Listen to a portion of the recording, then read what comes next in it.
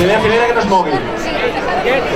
Més o menys la línia, seguir-la, i els que esteu fora de la línia, sisplau, anem a col·locar-nos a darrere, tots volem sortir a la foto.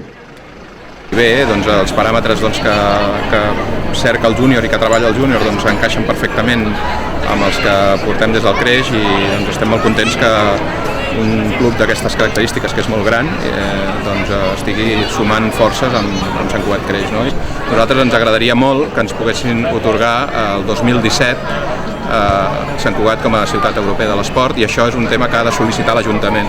Aquest organisme ha de veure si complim els requisits per ser-ho el 2017, i aleshores hi ha tota una sèrie de passos i de molta feina per reunir informació, fer un dossier de candidatura, presentar les activitats, treballar entre les entitats entre si per estar cohesionats i poder fer aquesta feina.